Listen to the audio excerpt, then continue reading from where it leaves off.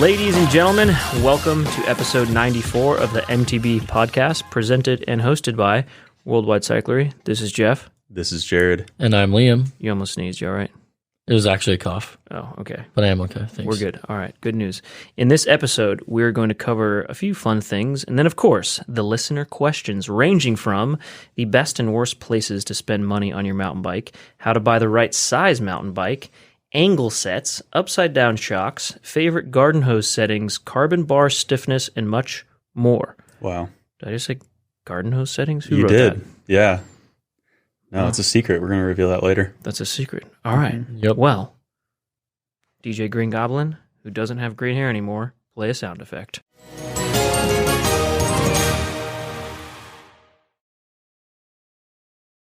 Well, Jeff. Yes. You tell me what you got planned.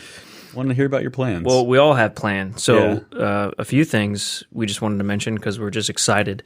Next month, Liam and I are going to Andorra, which is a landlocked country in between Spain and France. We're going there to visit Forrestal, which is an Andorran e-mountain bike company that just makes really, really high-end premium e-mountain bikes. It's a brand that we're taking on. Pretty excited about that. So we're actually going out there, going to check out the facility, where they make the bikes, paint the bikes, assemble the bikes, all that stuff. Made in Andorra. Isn't that wild? it's pretty cool. You don't hear that very much. Yeah. The factory looks insane. It so I'm does. stoked to go there. It's unbelievable. Yeah, Forrestal I feel like is really under the radar. And if you follow their Instagram, it's basically just Forest AL. Is that how you spell it? Mm-hmm. Yeah. Yeah. Check it out because it's incredible, the bikes that they're building. And the custom paint, man, and the factory where they're making all it just looks awesome. And this is in Andorra. Yep. We're going there. It's going to be cool. We're going to film some things. Stay tuned to the Worldwide Cyclery Instagram and then YouTube for some highlights of that. Woo.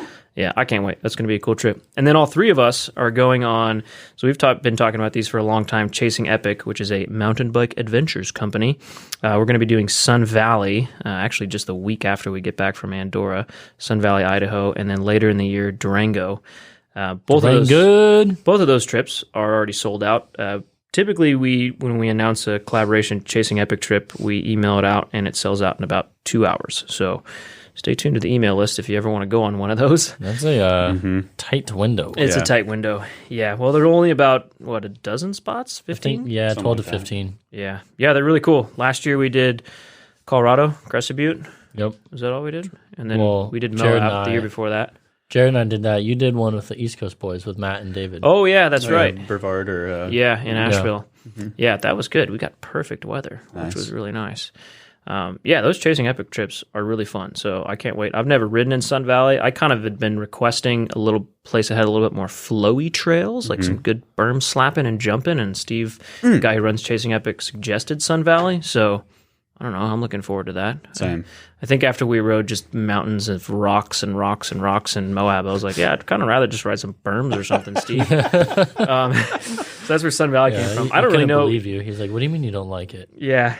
So those trips, I think in most Chasing Epic trips are about, 4 days long? It's like 4 days of riding or 4 days of riding, something like that. And they're kind of all-inclusive. You just get yourself there, you ride bikes. So Chasing Epic puts them on all year long. So if you're interested in going on one of those, check it out at chasingepicmtb.com. Pretty cool. I love the idea of all-inclusive trips. Yeah. It's like an all-inclusive Mountain bike trips. cruise, too. but Like, for mountain bikes. yeah. Yeah. Pretty sweet. I mean, just bring your bike. Or even if you don't have a bike, he's got a sick demo fleet. Yeah, he does. Yeah, he has it completely figured out and dialed in, which is fun. When we go on these, when we've gone on them in the past, we just show up with our bikes and ride and hang out with people and have a good time. And it's cool. You got local guides that know all the trails, and you don't have to worry about figuring out where to go. They just take you on all the fun trails. It's a great time. So I can't wait. That's Can't going to be be sweet. Last but not least, Least but not last. we're going to do a quick update on our current bike stable. Wow. I don't know, just thought about this morning, and I was like, we should go over bike stable because everyone's changed bikes. Well, not a lot, but mostly you, Jared, so go ahead. Yeah, I guess so. As always. I sold the Yeti SP100 that was my girlfriend's to our man, DJ Green Goblin over here. Ooh. And he's stoked. It's a sick bike. He's loving it. How often does your girlfriend ride it? She rode it a couple times. Actually, the highlight was riding it in Lake Tahoe, so I'm sick that we got to do that together. But yeah, I mean, either way, the SB100 is gone. I've got my open gravel bike, open cycle, open up, or whatever it's called. My Ranger, my Revel Ranger, my Yeti SB165, currently set up as a downhill bike. Oh, you just put the Fox 40 on it? Mm-hmm. Have you seen it, Jeff? It's just a picture. Yeah, that It's looks really cool. sweet. It's amazing. So you have 27 5-inch wheels front and rear on it? Yeah. And then a 200 mil travel fork on the front? Yeah. That's rad. And you just rode it once, right? On Suicide So Trail? far, yeah, I just rode it on Suicide. And Suicide Trail. So It Oak seems Park, like California. the ultimate Big Bear, really like ultimate A-line dirt merchant bike. there's like Yeah. park bike, like Yeah. party laps for days. Like What cassette and drivetrain do you have on it it? has Eagle, but I'm gonna put a downhill. I have a downhill cassette, and Liam pretty much convinced me to turn an Axis derailleur into like what Brandon Semenuk did, to like the 7-speed Axis. So I'm gonna try that out. I have an extra derailleur at home with a short cage that I'm gonna try and put on there and like figure it all out. Getting ready for summer. Bike, park, bike. Yeah, major bike That's park vibes. But that is it. I've got a gravel bike, cross country bike, and a downhill bike / enduro Not bike. forgetting anything? Don't you have another bike with a basket on it? That doesn't count, man. It's your whole bike stable. And then a bar bike with a pizza basket and a milk crate on the back. Okay. Just Yeah, checking. that's my full. And then my girlfriend has a bike. That doesn't count. It's not my girlfriend bike. It's not a Yeti SB100, but it's just like a track. Have you ridden your dad's new bike? No, just on the street. Yeah. I was here when he was picking it up. The Transition, what did he get? Repeater. The Repeater. Yeah. Yeah, that's cool. It's sick. He loves it. Yeah. He can just go ride all over the place because like where he lives, everything is insanely steep. Like you would not want to pedal it on a regular bike to get up to those trails. So he's just like so stoked. He can just ride all over now. Yeah, that's cool. Yeah. Nice. Liam? You guys ready for this? Don't take all day, please. Yeah, it's grown a bit. I'll breeze through it. So I have my YR Plus, Y Cycles R Plus. It's my gravel bike. Got a couple different wheel sets for that. Then I have a Y Cycles El Jefe hardtail. Then I have my Revel Ranger. Then I have, technically, I don't have it yet, but I have all the parts, and it's about to ship out, is my Revel Rail 2.9 frame, and that'll be built up. And then kind of have a Forestall e-bike. Mm-hmm. I've been riding it a lot, like it's mine. So yeah. 5, not including the bike that you're about to. And I guess I do have a dirt jumper, if that counts. 6. Yeah. Well, What about 6, the bar bike? I do have a bar bike, 7. but that one's been up in the garage and hasn't been touched since I moved to Newbury Park. So Yeah, it's kind of a mesh to get to the bars from where we live. yeah. Mm-hmm. True. Yep. Yeah, that's my stable. Been really having a lot of fun, obviously on the Revel Ranger, but also on that e-bike. It's hard not to just have fun ripping like 4 laps of your local downhill trail and not even getting your heart rate over 150. Yeah, just because the uphill's smooth sailing. Yeah, ripping. That is pretty cool. Yeah. Wow. I don't know. Wow. Wow. I don't have an e-bike yet. Maybe one day. Maybe after your trip to Andorra.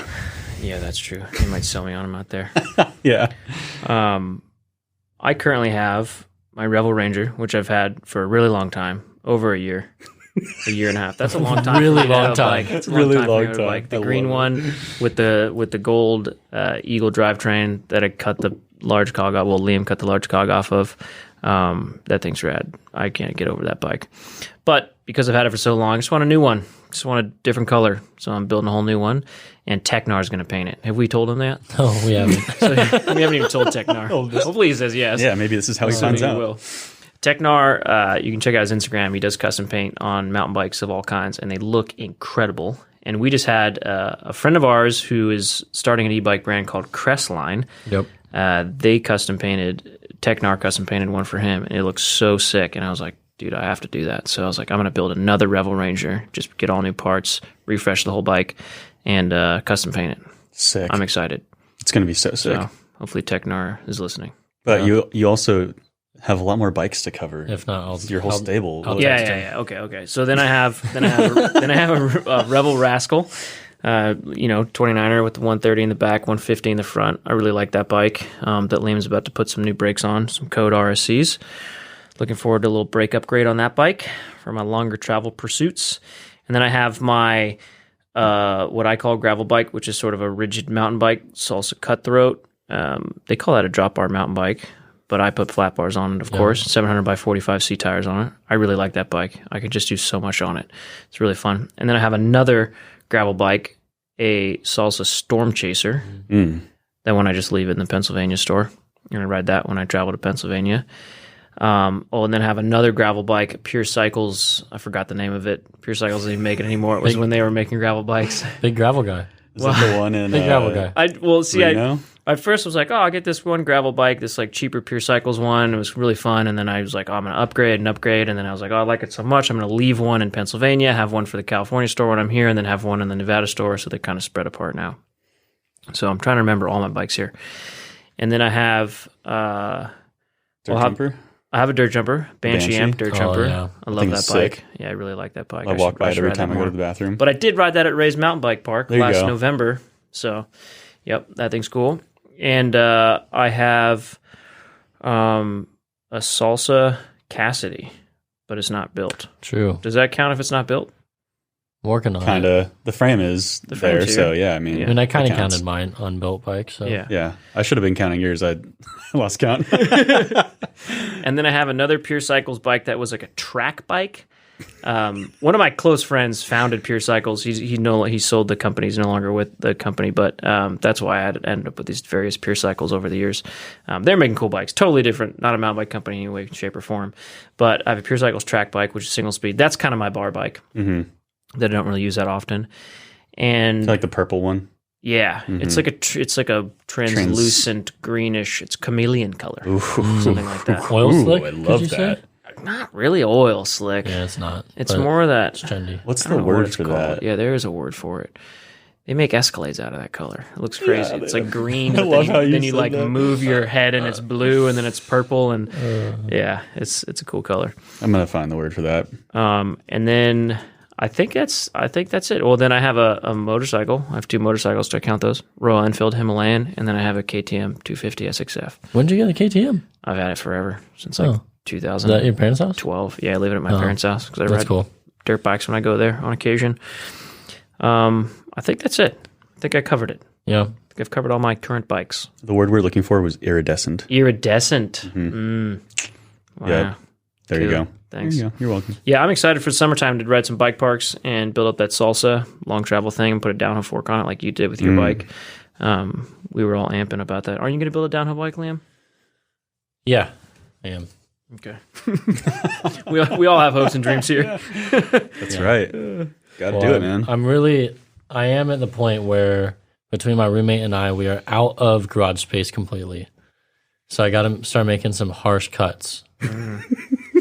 Someone's got to go. I mean, no one's making me really. Yeah, no one's making me, but like, just to, be reasonable. I don't need that many bikes. You can only ride one at a time, believe it or not. There's something to be said for being reasonable. Yeah. It's nice to have a lot of bikes, though. I enjoy it. Yeah. Wouldn't live any other way. Speaking of bikes, first listener question. Ooh. Sizing up or down when you are in between frame sizes? That's a great question. So it is a great question. Yeah. We've talked about this, I think, in the past, but never hurts to just keep talking about this. And we've actually made a lot of YouTube videos sort of on bike sizing.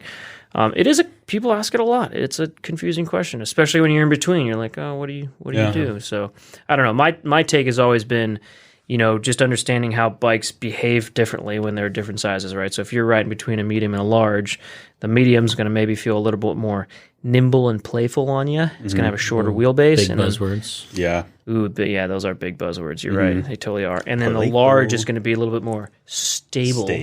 Confident, maybe? Confidence inspiring. Oh. Because the wheelbase is longer. Yep. So it might be a little harder for you to lift the front wheel off the ground. But then you can factor in stem length too. Because the crazy thing is most sizes, one size to the next size is a top tube difference of 20 millimeters? Yeah, 20, 25. A couple of stem sizes. Not much. Yeah. Yeah. So it kind of depends on what you're looking for. So I don't know. I kind of just always advise people to go with what suits their riding style. If they're more, low and planted and stable, then, size up and your bike will handle great. If you want to be popping wheelies and manuals and hopping and being agile, then maybe go to the size down. So yeah. I don't know. That's kind of my take on it. I mean, obviously in a perfect world, you could just ride both sizes. But if you're in between, I mean, Coming from my experience, my SB165, I got a medium, and I typically get large. But yeah, pretty much exactly like you said. It's like this bike in particular, I wanted to go for something like a little more playful and just like jumpy and not super long and like massive. So I totally feel exactly that way. I can rip it around a lot more. Yeah, it's a similar argument to wheel size too, right? It's totally. If you want to ride a 29-inch wheel, they just have different. It's not one better or worse than the other, just different characteristics and pros and cons to it. So yeah. So I guess it just depends on the bike and what you're going for. What your preferences are. Yeah. So just think about that. Ask yourself that question. What do you think, Willie? I think it's all comes down to preference. I'm often in between a medium and a large, and depending on the thing is, it's not like a t-shirt, right? It's even more like elusive than medium to one brand to medium to the other brand is also different. So, that's a very valid point to make. Yeah, it's not like a t-shirt. You're not always a medium or always a large. So I kind of float between the two, and it depends on the bike. My Revel Ranger is a large. The e-bike I just got is a medium. They both happen to have roughly the same reach numbers, though. Yeah, just because they're different brands. Yeah.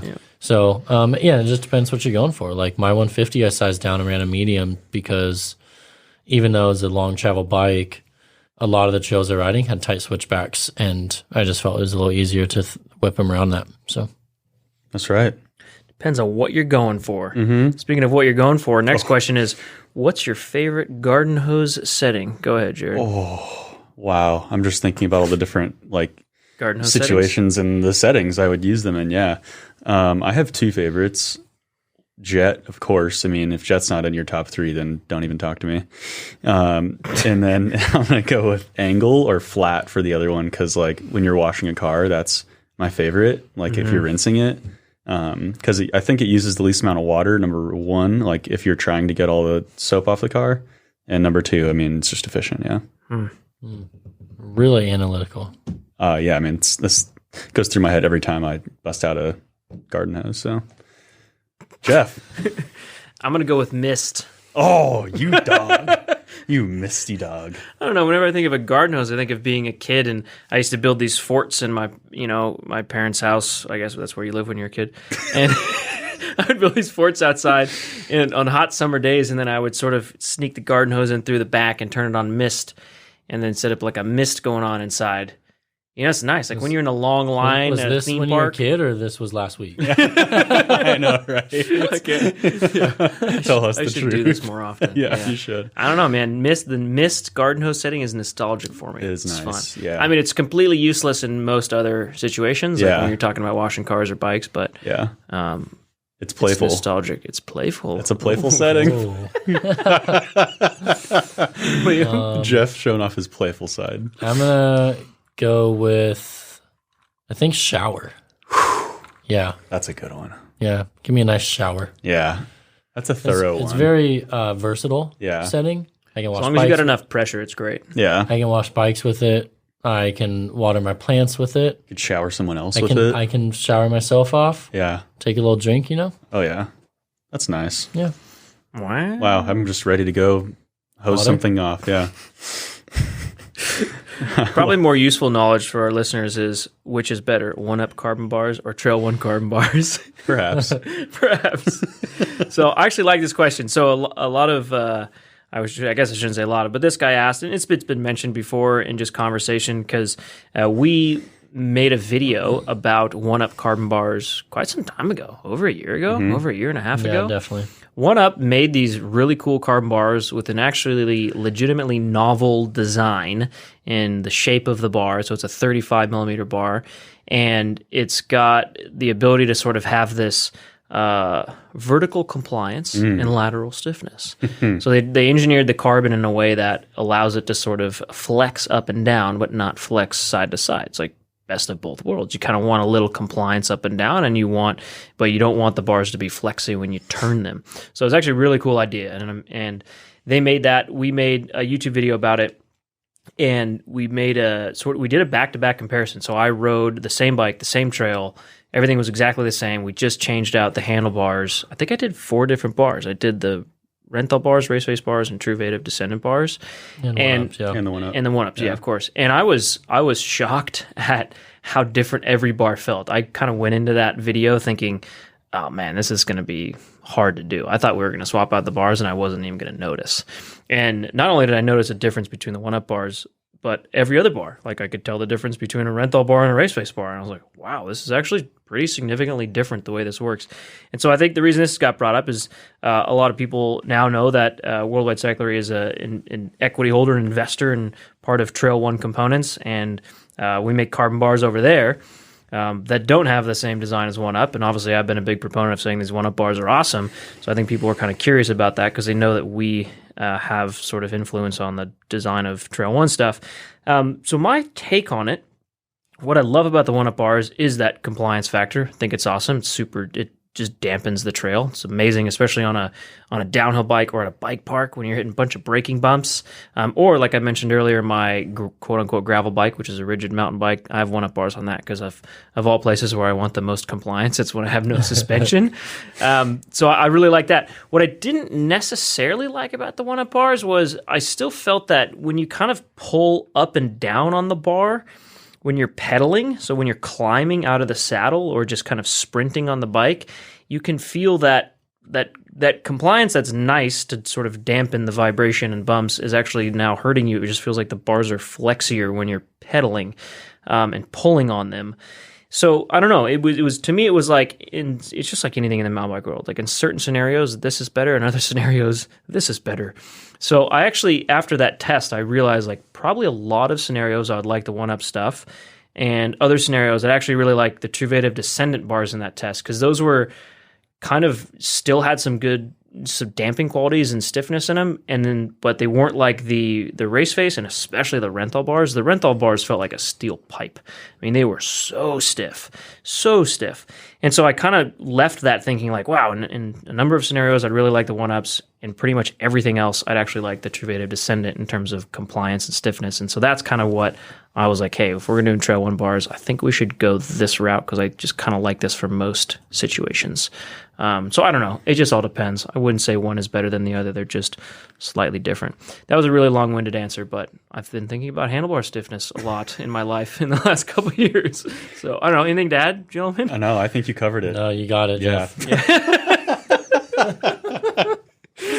Yeah, nailed it. Watch our video if you have more questions. Actually, that video is pretty interesting because I go over that, and then we also put a lot of the graphics that 1-up supplied us with, showing sort of their design and how it's different. And I mean, things have changed since then. There's been more, introduction of the brand of Trail One to begin with, but just all the other carbon bars. And I mean, 1-up definitely was first to market with a novel bar design and this concept. Really, since then, I think more people have been trying to make their carbon bars, Trail One included, kind of a nice balance, not too flexy, not too stiff, to just have a good balance of that compliance stuff. So, but anyways, that is a cool video, and I had a lot of fun filming that. And that was one of those videos I went into and I thought, this is going to be impossible because I'm not going to notice a difference. And I was like, oh shit, this is actually pretty good. I notice a difference. So it was a fun video to film. Before we get into the next question, here is an ad from one of our key sponsors. Hello there, this is Stu. I'm from a new startup funded in Silicon Valley at a $2 billion valuation called S to the T to the U to the Y. Stewie. What we do is we use artificial intelligence and machine learning from the IBM Watson neural cortex to figure out and help you make the best ingredients for your stews that you're going to put in your Instapot. As Instapots raised in popularity over the last Black Friday and sales holiday season, we decided that we needed to make artificial intelligence to help you with your ingredients in your stews. So check us out at S to the T to the U to the Y. Stewie.com. We are back with the question of how can a shock with the same eye-to-eye produce different amounts of travel? This is a great question, but I think what the even better question is, how can a shock with the same stroke have different amounts of travel? Yeah, well, There's a lot that goes into this. Yeah. I don't know if it's that complicated. The answer is just math. Well, there's math. But for the record, there are shocks that have the same eye-to-eye and have different strokes. Yeah. Like 230 by 60 or 230 by 65. Yeah, exactly. Yep. So it's just leverage ratio. Yeah. A lot of this came about also when metric shocks just came out because they had much more small incremental stroke differences. Mm-hmm. So what's called a long stroke of bike, like the SB130 is a perfect example. The stock eye-to-eye is 210. The stock stroke is 52.5 millimeters. you can turn it into the 130 lunch ride by making that stroke from 52.5 millimeters to 55 millimeters. With the same eye to eye. With the same eye to So eye. the geometry of the bike stays exactly the same. You simply just have more stroke length. Correct. So the rear end, your suspension can move an extra 2.5 millimeters at the shock, which by the leverage ratio on an SB130 translates to 7 more mil travel at the back wheel. Yeah, so that leverage ratio, the length of that stroke is translating to how much travel that actual rear axle goes through, and that's just different for different frame designs. Yep. Is Yeti the only brand that does that? Like, so they call it a lunch ride when it's just essentially a bike with a beefier build kit and a shock that has a longer stroke. I don't know if any other brand does that. A lot of brands do it, but they almost call them like different models. Like I want to say like Specialized Epic and Epic Evo. Right. Same eye to eye, different stroke. And one's 100 mil travel, 110 mil travel. I don't know. I'm sure there's a handful of other bikes that do that. I've even seen some bikes, like different sizes have different shock strokes and travel. It's like if I'm like an extra small or something like that, it's like a reduced stroke. But Well, now you're adding another layer of complexity here. yeah, To answer the question directly, it's just all the leverage ratio. So it's just based on that frame design, which can create a different travel amount for the rear wheel versus the stroke of the shock. When we are talking about overstroking or overshocking, that is when you essentially what Liam just described with that SB130, if you put a shock that has a longer stroke, you can get more rear travel. However, caution, don't just think you can do that on your bike because you might not be able to. I remember messing with this a lot when I was a kid and trying to figure out how I could put, a shock with a longer stroke on my bike to get more rear travel out of it. And I did that once on a Da Vinci Troy. This was maybe in 2010. And the brace, so here's why you shouldn't do this. The brace on the seat stays, so the bars that come down sort of on the top of the rear triangle, and then there's a brace that connects the two for stiffness.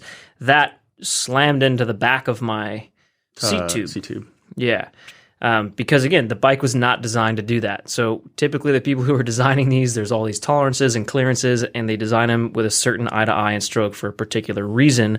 And if you just try and neglect that and put a longer stroke on there, you might have your frame crashing into itself or the tire crashing into the frame. So just be careful doing that, or just don't ever do that, and be really cautious and do a lot of research first. But anyways, I don't know. That is interesting stuff to think about because you do, especially when you're upgrading your shock, you're like, oh, should I get the exact same eye to eye and stroke as my bike came with? The answer 98% of the time is yes. 2% of the time is there's a possibility you can overstroke it.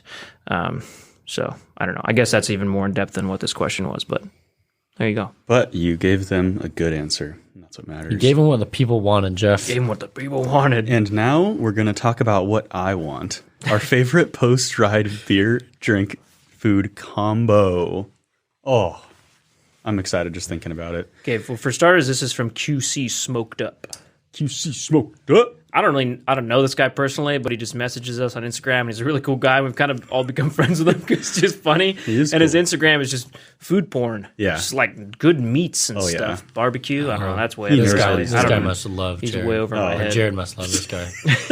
Jared loves the guy. I think we have open invitation like both ways to hang out, ride bikes, and like smoke meat. So, well, I guess I'll go first because I'm talking. So I'm going to go with a burrito with like a Modelo or Cerveza of some type, or I'm going to go with a burger from the stand and like a pale ale.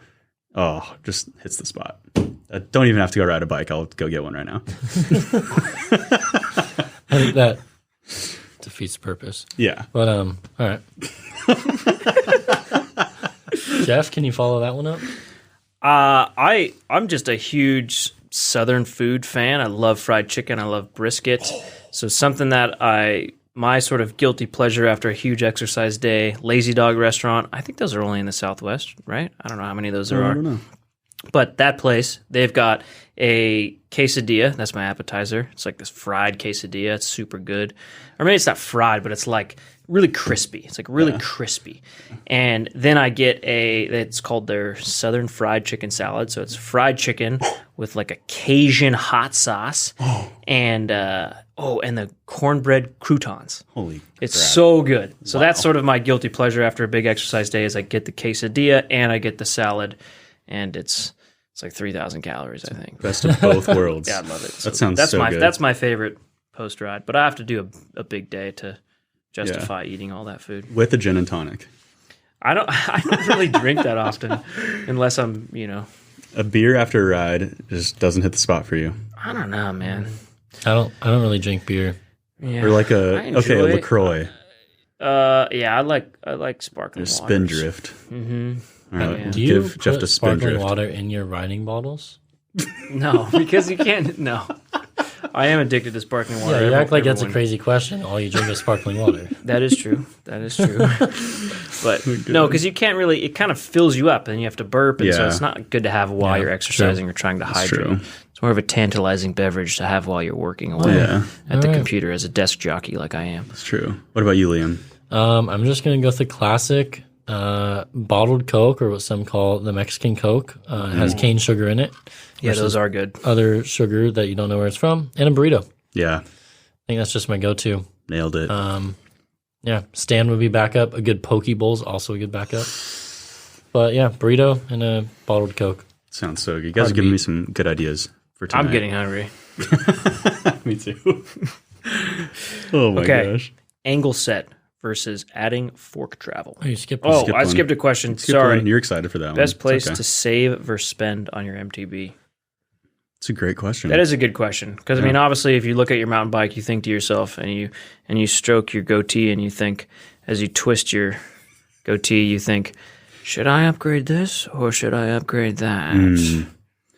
I'm going to say wheels and suspension are like two huge things that you want to have quality. I guess, I mean, I'm getting myself into a hole here because I'm going to say everything. Well, okay. For starters, we actually made a whole YouTube video on this. Yeah, we how to did, upgrade right? your How to bike, upgrade what to your bike, upgrade yeah. next, all that. That was a really in-depth YouTube video, and I prefaced that whole video with the concept of it really does depend on your starting point. Where's Yeah, your true. current bike at? 100%, yeah. So if your current bike already has X, then you need Y. If it already has Y, then you need X. So, it's extremely situational. But of course, suspension makes a huge difference. Tires make a huge difference. Contact points really change the feel of a bike. So, I don't know. There's definitely areas. I guess it would be. There's always these really important things that matter, but what would be more interesting to know is what you shouldn't spend money on first.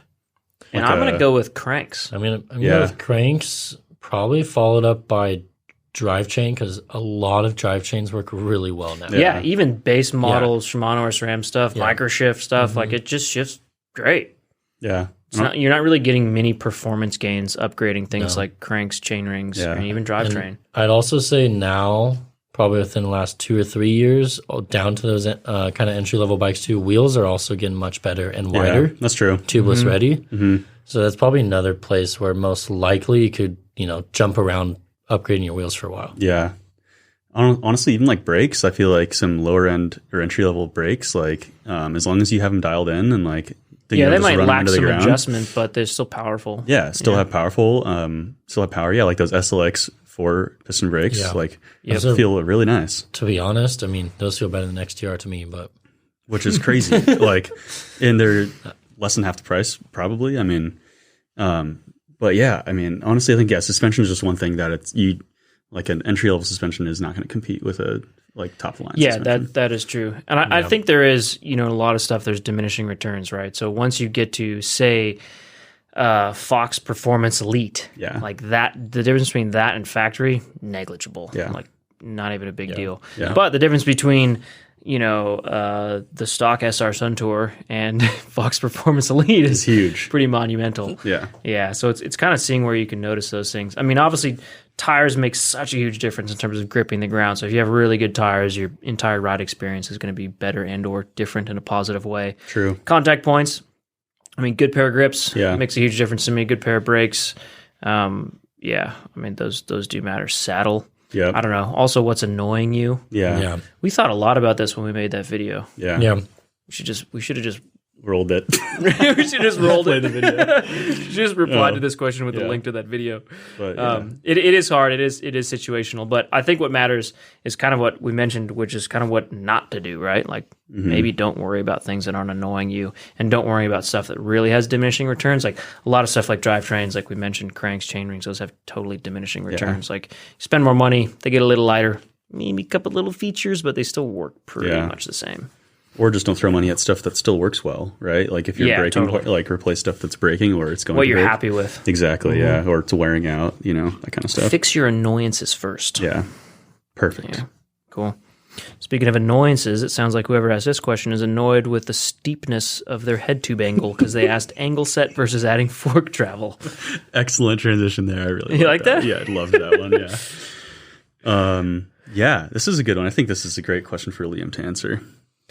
Well, the ability to run angle sets kind of went away for a couple years. Yeah. So yeah, it did. That being said, it's kind of coming back with headsets kind of getting like oversized again. So, let's take for instance, some of the bikes we sell, a Yeti, a Revel, a Mondraker. I don't think any of those currently can run an angle set. So you'd have to add fork travel to those. I mean, I can't help but just chime in here and be like, angle sets, I think, are so annoying because they all creak. Really? Well, I would also say I've never seen an angle set that doesn't creak. Yeah. Have you? The new ones are getting better because they're better. machined cups now. They're not like a oscillating bearing how those used to be. That was definitely not. Yeah, the old angle sets did creak. They were not fun to use.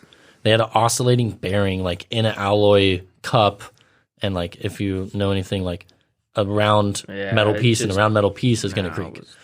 So now they're like machined cups with just drop-in bearings that don't move around. So they're getting better, but I'd probably just say adding fork travel is the easiest to do. You don't have to bash out cups. You don't have to do anything. Yeah. It's taking your fork apart for its service anyways is probably a good thing to do if you haven't done it in the last 6 months or a year. And it's just probably accomplishing what you want too, right? So if you want a steeper, or sorry, not steeper, if you want a slacker bike, you're probably just saying you want your bike to be more worthy of better performing on downhills. Therefore, you probably want more fork travel as well. Yep. But you shouldn't really go over more than 20 millimeters than what the bike is spec'd with. Yeah, I'd say that too. Like pros and cons of adding an angle set versus adding fork travel. Like you're raising your bottom bracket with adding travel, right? A little bit. And versus kind of maintaining similar bottom bracket height with a angle set. That's a good point. Yeah. I mean, if you raised your fork, say 20 mil, your bottom bracket's probably only going to raise maybe 10 at the most. And then once you drop into sag, you're probably around a 3 to 5 mil difference. Yeah. So yeah, you could argue that maybe if you do already have a high bottom bracket on your bike, you don't want to add fork travel. Angle sets, cons, they creak, a little bit harder to install, and your bike might not be compatible. Right. Interesting. Lot to unpack there. I love that saying. All right. Next Big one. ball of wax there. Yeah, let's unpack this next one. True or false, Jeff was once a catalog model. Not much to unpack there. I don't actually know what a catalog model is. Does that just mean a model that's in catalogs? Nailed it. Is that it? Yeah. How do you know? Well, did you Google literally that? just said it. Someone Google that. I mean, but I guess maybe it's just, is it that simple? I think it's pretty self-explanatory. Catalog models are people who pose for photographers while wearing or displaying a product to help sell it. Wow. So kind of, you're just Technically, you are one right now. You're kind of an extra next to a product. I've only ever been a catalog model for kettle stuff, because why would we pay for real models? We just have all of our own staff to be the models. That's true. Maybe we're just broke and we're just like, hey man, let's get the models from these guys. This guy over here will put the clothes on and take a picture of him. Much cheaper talent. It just seems so weird to pay for models. Yeah. I mean, what if they're just like really, really ridiculously good looking? Well, we usually cut it off of the neck anyway, so your face isn't in it. Yeah, I mean, you got all the models you need right here. Yeah, So that's a false. I mean, was once I guess recently in the past I was one for Kettle, so There you go. maybe that is a That's true. Maybe He it's is. true. Speaking of Kettle, perfectly goes into our next ad. Hello, friends. Jeff again. I just wanted to quickly say if you're enjoying this podcast or any of the Worldwide Cyclery mountain bike content, we would genuinely appreciate if you would check out Kettle Mountain. Kettle is the apparel brand we own and have been working tirelessly on. Tirelessly? That's a hard word to say. Tirelessly on for the last few years. We've got some amazing gear for on the bike and off the bike with the design philosophy to have everything be as versatile as possible. If you use the discount code MTB Podcast, you can score 40% off your entire order on the Kettle Mountain website. The MTB Podcast discount code will be active on the Kettle Mountain website through June 30th. Check it out at ketlmtn.com or just go to the Google machine and type in KETL. And we are back with the question of what's a good substitute for bananas? I'm allergic but want the potassium. Liam, you said you had a good answer. Yeah, I'm a big banana person, so I always thought bananas that were super high in potassium, and I got proved wrong. There's a lot of other fruits and foods higher in potassium than bananas, avocado being one of them. Wow. Much higher, and I think spinach as well. Coconut water? Coconut water, I think, is also one. But I hate coconut water. I love coconut I like coconut water. Good for you, man. There you go. Hater. Hater. Hater on coconut water. But yeah, eat up some avocados and put some spinach in your eggs in the morning before you go But ride. how do you... So here's a question, though. You can pretty much put a banana in the back of your pocket for a mountain bike ride or in your bib pocket, whatever. Even electrical tape it to your bike like some people do. Yes. How you can do that with an avocado? You could probably just pick one while riding if you're in the right location. And just true. open it up. That's a ridiculous notion. It's true. Bananas are great food to eat while riding. Yeah. You have to prepare your avocado before. You have to cut it up and squeeze it into a goo packet. And then,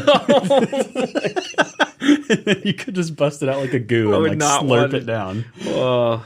I think that's the only way you could eat a avocado while riding. Funny enough, there's I recently discovered a nutrition brand. I think it's called Spring. Split? No. You're talking about not the Oh, B&J, Split's yeah? cool. Yeah. Oh, No, Split. but yeah, that's no. Jeff's- This Jeff is called Mines. this is called Spring Nutrition. I'm typing in. Spring Nutrition. Spring Energy. Okay, and it's a goo. It's gel goo. I don't know whatever you call it. But the ingredients are way more natural. So they're just essentially whole foods, but they're not whole. Nice. But they're the ingredients are crazy. So I like that. if you're interested in more natural styles of on the go goo packet nutrition, check them out. Spring Energy. Not sponsored whatsoever. Haven't even used them thoroughly, so can't give you a perfect review. I've used them a few times and they're totally fine. I was gonna say try it, makes them sick. Yeah. Totally unvetted product. But they just have way so it says all real food, all healthy energy, all gut friendly. So it's just to me it was the first goo type gel packety thing that was I just had really good, natural, understandable ingredients, and I was like, "Wow, this is awesome!" Yeah, nice. I've discovered them at Roadrunner Sports, the shoe store, the local shoe store. So I don't know. Maybe that's helpful for this gentleman who's allergic to bananas. Nice. Also, I just looked up. Sweet potato is very high in potassium, and they Scratch Labs will put sweet potato in savory rice cake bites. Oh wow! That they pre-make, obviously, so you have to pre-make and put some work into it, but. That's kind of what all the pro athletes run is kind of that kind of pre-made food. So nice, hardcore. Sounds great. Speaking of hardcore, what's the biggest rock slab you've ever ridden? Yes, did you do that on purpose with that? Oh my god, that's amazing, Jeff. What is the biggest rock slab you've? We're all ever gonna have the ridden, same man? answer. We've all been to Moab, Slick Rock Trail, and just Moab. The whole place is a giant slab of red rock. I don't know. And if that's not big enough, Sedona's right. Yeah. What about Yeah. Sedona? We've all ridden Hangover Trail in Sedona. Yeah, that's Google what I was that. gonna say. Put that in the YouTube if you don't know what it is. Hangover in Sedona. But aside from the obvious options, I'm gonna say Detroit Rock City at Whistler. That's a big rock slab. Kind Yeah. of I scary don't think I've one, actually too. rode that. It's like that one. It's just you come up on it and then just Right on the lift. then near the bottom. Oh yeah, everywhere. Yeah. Yeah. Yeah. It's just like that one. It's Yeah. Oh, that's not the name of the trail, though. It's just the name of the rock No, that is feature, the isn't name it? of the trail. yeah. Detroit Rock City or something. Was like it, I think, Detroit Rock City, and it flows in like Bottom of Slayer or something like that. That's a phenomenal movie, by the way, Detroit Rock City. Is it? It's about the high school kids who go to a Kiss concert. Oh, they named It's it after really the trail. good. I used to own it on VHS. They named I it just after the dated trail? myself. Yeah, I think they named it after the trail. Makes sense. Hilarious. I think that was in theaters back in the 2000s. I don't know. That's a good one. I also rode some big rock slabs actually in Asheville, North Carolina. Oh, wow. In DuPont and that whole area. I can't remember what the name. I think it was DuPont or maybe it was Pisgah. I don't remember. One of those areas over there. There was actually some pretty big rock slabs. Slabs. Maybe not as big as Moab, but they were cool. Nice. You can read the next one? Yeah, I'll read the next one. Do it. What's up with those Hell's Gate grips? Been wanting to try some, but haven't pulled the trigger yet. What's up? What's up? What you doing tonight? Huh? The Hell's Gate grips are the Trail One grips, and just go to the website, man, and learn all about them. There's a 3-minute video on them. Oh. So Hell's Gate, it's actually pretty cool. So Hell's Gate, because Trail One is, so BKXC rode at this amazing place, Hell's Gate National Park in Kenya. And so everything with Trail One, $1 per product purchase goes back to the Trail Network. It's either named after or goes into the Trail One treasury. Hell's Gate, so if you buy Hell's Gate grips, $1 goes directly to Hell's Gate National Park in Kenya to support their mountain bike trails.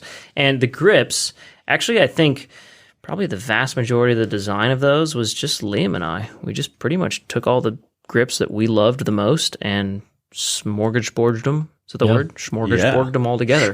Took the features we liked and the dimensions and kind of told the engineer what to make. Yeah. That was, I don't know. That's it, man. Nailed it. I like them. Nailed it. Wow. And by the way, Jared, since I know you're more of a thin grip guy, we are currently working on a new grip in the Trail One world. Yeah. ETA 2027 supply chain. Hopefully sooner. So I'm going to have to stick with my current grips for a little while. It'll be a little bit. But dude, you're going to love this new grip. I'm so excited. This is essentially, we're taking some of the great feedback that we've got and the really cool things we got from Hell's Gate and put it into a much more thin package. Which the Hell's Gate grip, I wouldn't call it's not a thick grip. It was funny enough in the YouTube video recently. We called it a mid-thick grip, and you're like slim thick. You're like slim thick, and you're like kind of like me. Yeah. It's like the dad bod. It's not a thick grip, but it's a dad bod grip. It's a dad bod grip. Yeah. But yeah, even when we first started riding them, I was like, they're a little thicker than I normally like. But as soon as I kind of just gave it a few rides, I was like, I actually really prefer this because it's super comfortable in my hands. Yeah. And it's actually really useful on those chasing epic trips where you ride your bike for 20 miles a day for 4 days in a row, and you're like, wow, I'm actually really glad that I have nice, comfy grips. So, I don't know. There you go. There you go, man. There you go. Hey, when should you replace your cassette? That's a Liam question. When it's worn out. Yeah. You're a wise guy. Wise guy. What are some symptoms of a worn out cassette? How about that? So usually it starts with your chain. You want to replace your chain at the wear indicator mark. And if you do that, you can get more length, more life. Much more life out of your cassette and chain ring. Probably your teeth on your cassette will kind of start looking like shark finned, as you call it, where one side is kind of has a kind of classic swoop, and the other side is really kind of looking like a wave about to crash. That's starting to get kind of worn out. Your chain stretching, it's eating up part of your teeth on your cassette, and you're just going to start losing shifting performance. And then once it gets really bad, actually under load, your chain will actually skip over the teeth, and that's what's called chain slip. So there's not really an exact science to it, but a couple chain checking tools, if you flip them on the backside, you can actually like slot it into the, I guess the bottom of the links, bottom of the cassette tooth. Okay. And if you see like in between the two cogs. In between the two teeth, if you see like a lot of light through there, then it's probably close to being replaced. So. Yeah. Interesting. Yeah, usually if you replace your chain, I don't know, sometimes it's you can kind of equate it to miles, but then it depends on how much you ride certain gears, and then if you're riding in mud versus dust. You versus Jeff versus Jared will also have different wear. You guys are 50 pounds apart. Yeah, I mean, let's just say this though. Yeah, I don't think I've actually had to replace my cassette on any of my SRAM Eagle XX1 drivetrains. or SRAM Eagle drive chains, I should say, because I replace my chain so often. So, yeah. If you're more diligent about replacing your chain, your cassette will have way more life. Like years more life. Yeah. And they're definitely expensive as heck. So, yeah. So make the investment and replace your chain more often. yeah. Pro tip, Enough you said. can do something such as have a high-end cassette and a lower-end chain, so then when you replace your chain more often, it's not as expensive. I would argue against that, though. Why? Because the jump from a GX chain to an XO or XX1 chain actually has not only performance benefit in shifting, but the coating and the heat treatment and the pin, the hollow pin, and the strength of it actually makes it last much longer than a GX chain. Yeah. Some hard stuff to quantify. I think there is different like knurling on the more high end chains, right? Like to help the shifting pin. performance. The hollow pin is not only hollow, but the way it's also flared creates strength. Well, I was just trying to be helpful, but know I'll you be were. honest. I know you were. I haven't run anything lower than the premium chain in over 15 years. What I would actually, what do I know? If you really want to go cheap, I'd go higher end chain, steel front chain ring, because that won't wear at all. Yeah. And then whatever that does make cassette sense. you can afford. Yeah. Yeah. Nice. Yeah. Good call. There you go. That's when you should replace your cassette. DH bike as a road bike or a road bike at the bike park. Love this question. I might quit bikes. That's ridiculous. That's just like, you want to use the wrong tool for the job or the wrong tool for the job? I'm going DH bike on the road because I'm going to have so much fun doing it. I'm going to jump off of curbs and find little jumps on the side of the road.